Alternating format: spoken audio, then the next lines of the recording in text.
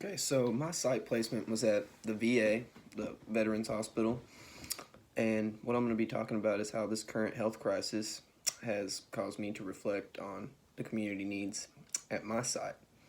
And my site was one of those that was really important because once all this went down, I obviously couldn't return due to the outbreak. So I think their main concern at the VA is obviously the fear of COVID-19 getting into the VA and spreading because, God forbid if it were to get in there, it's an older population that's already there with their workers and their patients. And so I think that was absolutely the number one concern was making sure that if it were to get in there and that it didn't get in there, that it wouldn't spread. And I think another difficult challenge for the people at my site to overcome would be not being able to see their families. A lot of these veterans that are in there, they live there. That's their residence now, because they need full time care, or that's just where their place of residence is. And obviously, with the coronavirus going around, these veterans weren't allowed to leave or have their families come in. So I think that was a big problem to overcome. And I think one of the challenges I went through doing this assignment was coming up with ways that we could have these veterans still being able to see their loved ones even though they're being stuck inside. And another thing is a lot of these veterans who use the VA and access it for their medical needs,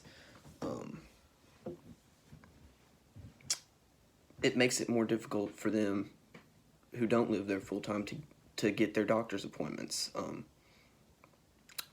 lot of veterans, they come back and they a normal doctor is too much out of pocket. So somewhere like the VA can give them that health care, nonprofit. And obviously, with COVID-19 going around, that makes it extremely difficult for veterans who aren't already at the VA full time to go get medical attention. And that's really scary, I feel like, because they feel like they aren't financially inclined to go somewhere else to receive that treatment, and they can't go to the VA because of the fear of it getting in there and spreading it. And also, staff at the VA is very shorthanded at this time. They rely heavily on volunteers, and obviously, volunteers, that's not a thing at the time. That's a huge risk to the veterans in there already and the staff in there already.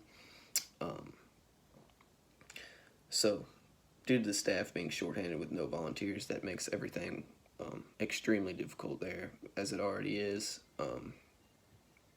This is somewhere that relies on their volunteer population.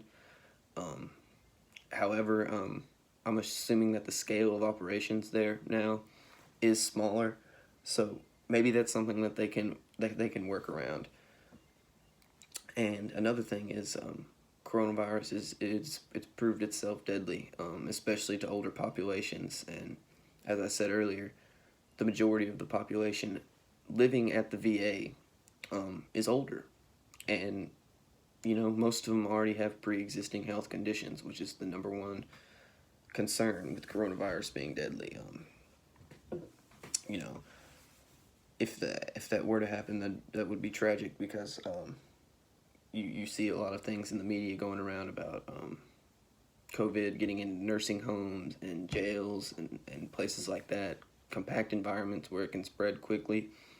Um, and that's how the VA would be, and that's why that they're taking these very strict precautions on not letting volunteers come in and family and such, because this could be very deadly to this particular population at this site. One way I think that we could help as volunteers without physically being on the site is to collect donations with things such as masks, face shields and gloves being donated inside the VA to the staff, because that's who needs it the most. The staff are the people who are leaving and coming in every day, and as unfortunate it is, those are the people who could bring it in. And so it's important that they have fresh masks, face shields, and gloves at their disposal, because that would just be tragic if it were to get into there, as you and everyone else probably knows. Another thing is that hurts my heart about this with VA is, as I said earlier, they're not able to, those stuck inside are not able to see their families. And one thing I noticed working on the site is a lot of the attention these vets would get in human interaction was not only with the vets around them that they were living with, but was when their families would come in and spend time with them. It's a huge campus.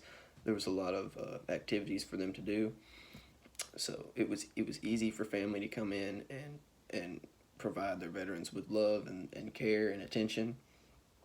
And obviously they can't now, and so something I think would be a good idea to help with this is an influx of laptops or electronic devices that can have Zoom or FaceTime, so that way vets stuck inside, living there, can still communicate with their families and not feel so just clogged up in there all the time, because me personally, I couldn't imagine.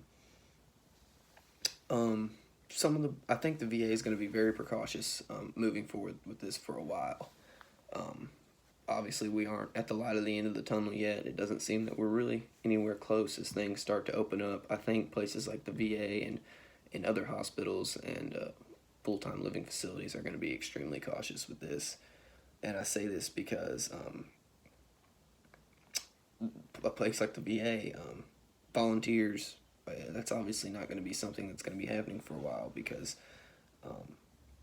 those are a large majority of younger people who could have been in contact with COVID-19, and that doesn't want to be brought in whatsoever. So I think they're going to be very hesitant with how many volunteers come in over the next 3 to 4 months, if there is any, and the major precautions that they will take.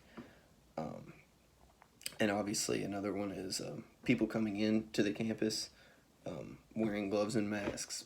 On their website it says the staff, and whenever they do open it back up to the families, they'll need to be wearing masks and gloves to prevent COVID coming in, which is very important. And that's another reason why I think it's important that as volunteers we work on it to make sure that the staff and families do have masks, face shields, and proper preventative attire to make sure that we keep the veterans safe. And I think one of the most critical things, which I haven't talked much about, is making sure that the vets are financially stable and taken care of, even those who aren't living there full time. So, you know, if a vet doesn't live there full time and he's ill or in pain, I think that the VA is going to be very precautious but beneficial in still allowing them to come in and get to their doctor's appointments and get the medical care that they need. Because I think that's every vet's fear, who's obviously not there full time, is how am I going to get my healthcare needs, my medicines, whatever, because that's what the VA provides for them. But that was my reflection on the community needs based on my site for my alternative assignment. Thank you.